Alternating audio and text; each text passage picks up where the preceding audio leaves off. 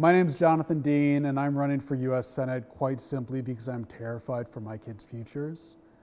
Running for this Senate seat was not even on my bingo card a year ago. I was content being a father to my kids, practicing in private law practice, and being a solar energy entrepreneur. But the official Democratic Party response to Trump was just so bad that I just started jotting down notes, ideas, messages that I thought that the Democrats in Congress were missing, and winter turned to spring and spring turned to summer, and I turned to my wife and I told her that I thought I had the outline of a campaign plan that nobody was pursuing.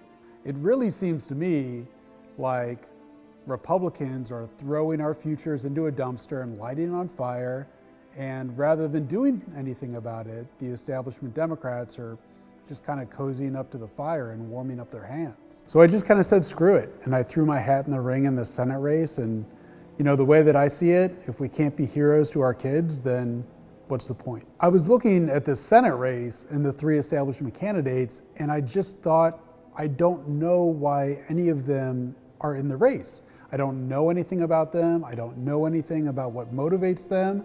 And that in turn motivated me to get in this race. So I was at this event a few nights ago, and I gave my speech, and I talked about being a progressive and wanting to storm the gates of the establishment. And somebody asked me a question. They said, you know, we've heard that before from other progressive candidates, that they were going to go to Washington and disrupt the establishment, only to have them go there and just become part of the establishment.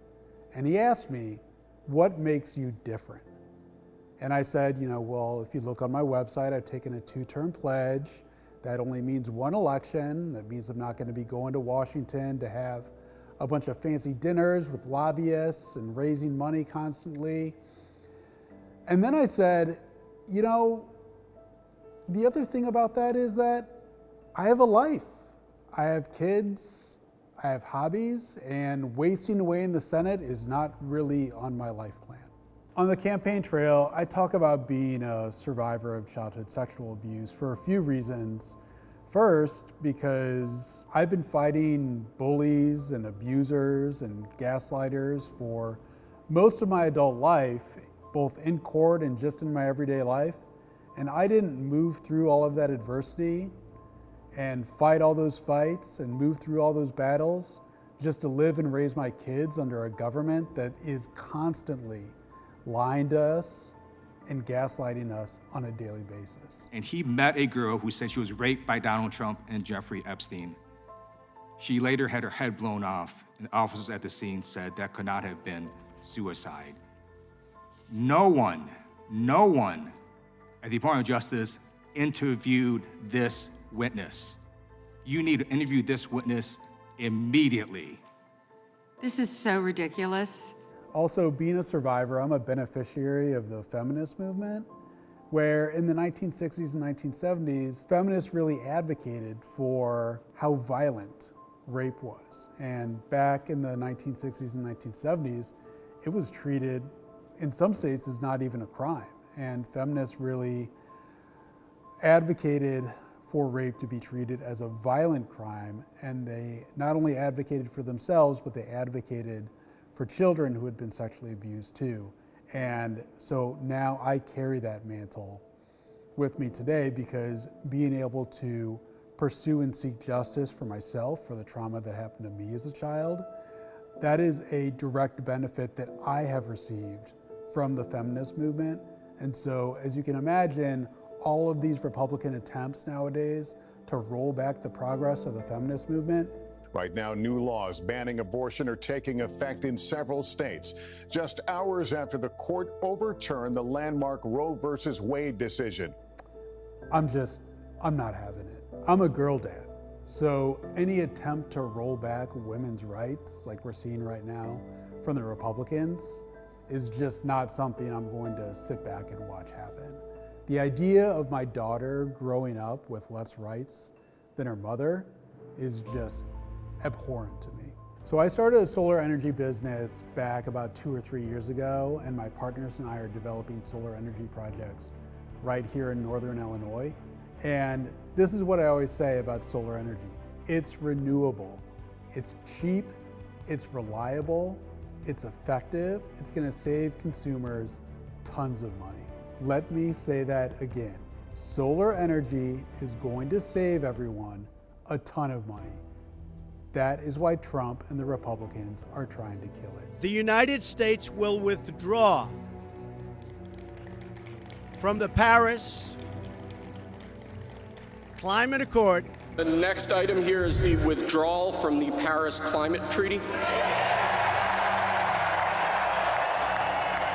Let's put into perspective how important the person in the Senate seat is. They're gonna have people as colleagues like Ted Cruz, Tom Cotton, Mike Lee, like jokes of senators who just don't do anything in the Senate. And these are people who are constantly misbehaving. How about we all come together and say, let's stop attacking pedophiles? If something like this happened in Arkansas on a bridge there, let's just say I think there'd be a lot of very wet criminals that have been tossed overboard, not by law enforcement, but by the people whose road they're blocking. Senator Josh Hawley also had to flee. He raised his fist in solidarity with the protesters already amassing at the security gates. Later that day, Senator Hawley fled after those protesters he helped to rile up stormed the Capitol. These Republican senators, they don't need some kind of, colleague like they've had before with our other Democratic senators. They need like a parent. We need to send someone who's gonna disrupt this Republican misbehaving in Washington and bring a little bit of a newer, younger flavor to the Senate.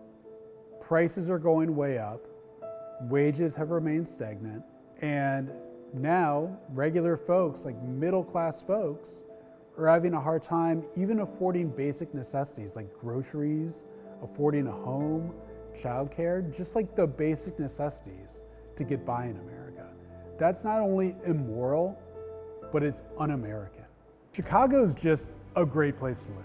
I love living here, I love raising my kids here, and you know what?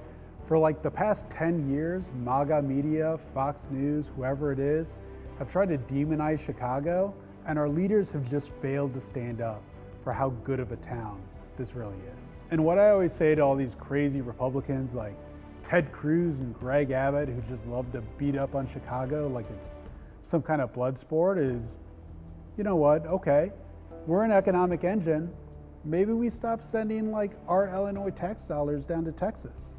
We have to do huge projects in this country so that we can preserve the idea of America for the benefit of future generations. I'm talking about things like eliminating the filibuster, nullifying Citizens United, passing Medicare for all, passing term limits and ranked choice voting, taxing the top 1%, reforming the Supreme Court, abolishing the Electoral College, and passing public financing of elections. And you know there's some things in that list that I forgot too.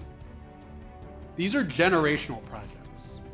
This is the work of my generation for the benefit of our children's generation. And we need to start now. We cannot afford to wait any longer. That's why I'm running for U.S. Senate.